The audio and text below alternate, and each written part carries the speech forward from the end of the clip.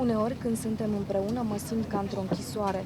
Nu-mi permite să fiu eu însămi, să respir. Vrea să mă atingă tot timpul, chiar dacă i-am explicat că aici, în Japonia, nu se obișnuiesc asemenea efuziuni în public.